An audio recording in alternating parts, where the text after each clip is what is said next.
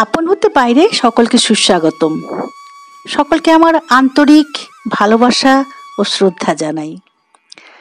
শ্রী শ্রী সারদা মায়ের 10টি বাণী মেনে চললে জীবনে আসবে সুখ, শান্তি, সমৃদ্ধি। শ্রী শ্রী মা সারদা দেবী জন্মেছিলেন এই পৃথিবীর মাটিতে, জয়রাম বাটিতে। নিতান্তই ছিলেন গ্রাম্য বালিকা, লজ্জাশীলা, বাক্যে অপটু। পরবর্তীকালে শ্রী শ্রী ঠাকুরের সাধন সঙ্গিনী, রামকৃষ্ণদেবের মানস সন্তানদের জননী স্থানীয়া। তার হৃদয় ও মন জাতি ধর্ম নির্বিশেষে সকলকেই আহ্বান করতে পারত, সকলকেই বুকে টানতে পারত। পরদুঃখ বেদনাপরায়ণ মনটিকে সকলের জন্য তিনি কাতর হতেন। পরমা প্রকৃতি তিনি ক্রমে হয়ে উঠলেন বিশ্বজননী, কল্যাণী মাতা। আজ সকলকে দেখাচ্ছেন শান্তির পথ।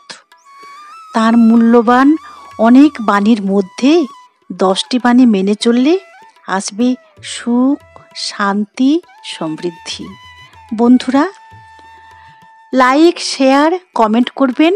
আর নতুনরা যারা এখনো জানেন না তারা এই ভিডিও দেখে সাবস্ক্রাইব করবেন আর আই বাটনটি প্রেস করবেন, যাতে পরবর্তীকালের ভিডিওগুলো দেখতে সুবিধা হয়, এবং বন্ধুদের শেয়ার করবেন।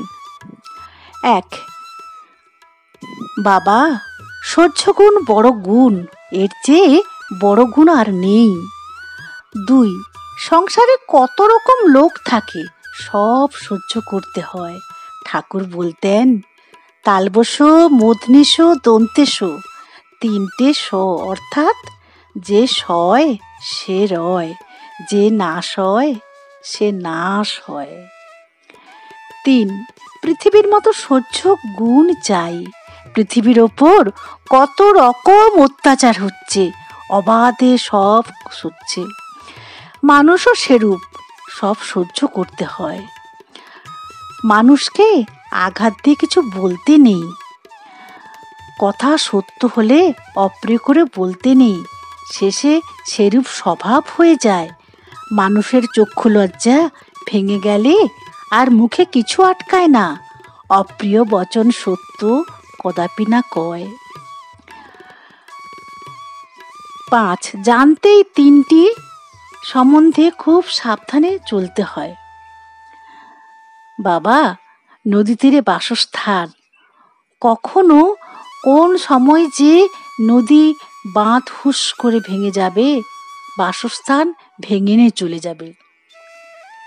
দ্বিতীয়ত, সাপ দেখলে খুব সাবধানে থাকতে হয়, কখন এসে কামড়ে দেবে তার ঠিক নেই। তৃতীয়, সাধু তাদের কোনো কথায় বা মনের ভাবে গৃহস্থের অমঙ্গল হতে পারে, তা তুমি জানো না। তাদের দেখলে ভক্তি করতে হয়, কোনো জবাব করে অবজ্ঞা দেখানো উচিত নয়। 6, সংসারে থাকতে গেলে কেমন করে থাকতে হয় জানো? যেখানে যেমন সেখানে তেমন, যাকে যেমন তাকে তেমন, যখন যেমন তখন তেমন। সংসারে কি সুখ আছে?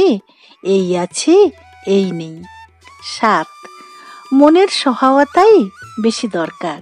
শুদ্ধ মনই তো মানুষকে পথ দেখিয়ে দেয়। দুষ্ট মনকে যদি মোড় ফিরিয়ে দাও, তবে সেই স্টোভকে ধরতে পারবে। 8, মন না মস্ত হস্তি, মা হাওয়ার সঙ্গে সঙ্গে ছোটে, তাই সৎ অসৎ বিচার করে সব দেখতে হয়, আর খুব খাটতে হয় ভগবানের জন্যে। 9, আমার মন এমন ছিল, দক্ষিণেশ্বরের রেতে কে বাঁশি বাজাতো, আমার মন ব্যাকুল হয়ে উঠত, মনে হতো সাক্ষাৎ ভগবান বাঁশি বাজাচ্ছে, অমনি সমাধি হয়ে যেত। আহা, বেলুড়েও কেমন ছিলুম, কি শান্ত জায়গাটি, ধ্যান লেগেই থাকতো। 10, দয়া যার শরীরে নেই সে কি মানুষ? সে তো পশু। আমি কখনো কখনো দয়ায় আত্মহারা হয়ে যাই, ভুলে যাই যে আমি কে।